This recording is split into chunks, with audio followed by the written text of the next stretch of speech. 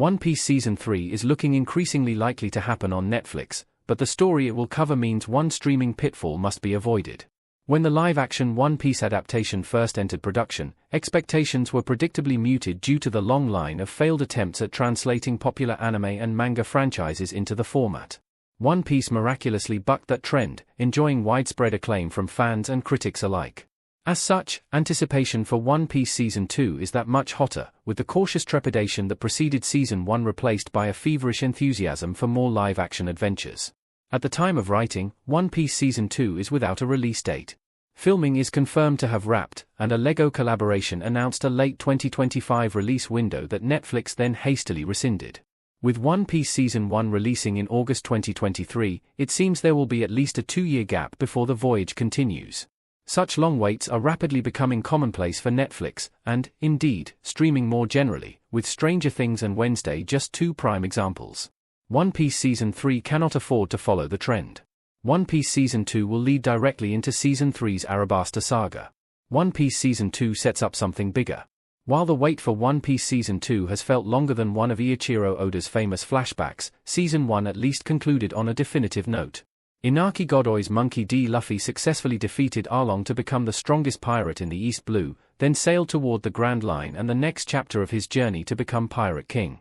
While One Piece Season 2 will pick up the Baroque Works teases scattered across previous episodes, the new installments will otherwise cover different islands, fresh characters, and as-yet unseen villains that will not be the case for One Piece Season 3. According to Oda himself, Netflix's upcoming season will adapt from Loguetown to Drum Kingdom, leaving the Arabasta saga for Season 3. Whereas One Piece's first 2 seasons had the benefit of a clean narrative break, therefore, Seasons 2 and 3 will be more like Part 1 and Part 2 of the same story.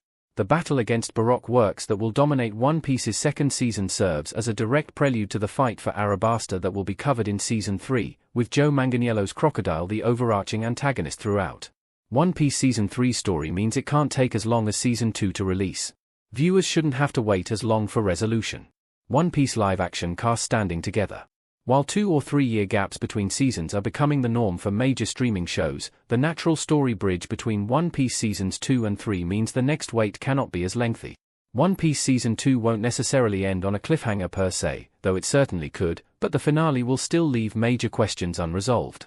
Can Luffy defeat Crocodile? Can Vivi save Arabasta? What does Baroque Works really want? All of these story threads will run throughout One Piece Season 2, but are unlikely to be answered until Season 3. At a year or 18 months between One Piece Seasons 2 and 3 might be tolerable, but waiting 2 years or more to resolve plot points audiences are already invested in will only generate frustration. It would be like One Piece's debut season ending with Luffy still working up to his battle against Arlong, and while Nomi's reason for betraying the Straw Hats is still unclear, then 2-3 years passing before One Piece Season 1's finale eventually gets released.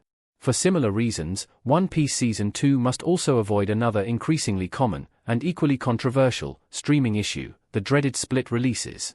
Netflix's standard model for TV originals used to be dumping all episodes at once, but the platform's most prominent titles are gradually shifting toward a system where seasons are split in half and released several months apart. This must be avoided for One Piece Season 2, and also for Season 3, because the next 2 runs are already acting as a 2-part narrative. If Netflix splits One Piece Season 2 and then does the same for Season 3, audiences will effectively be getting one big arc separated over 4 different releases, which risks diminishing the story's momentum and impact. The best way to enjoy One Piece's forthcoming tale will be for Season 2 to release in one go, then for Season 3 to follow between 12 and 18 months down the line. The reason to be optimistic about One Piece Season 3's release date. One Piece Season 3 won't necessarily be as late as Shanks was at Marineford.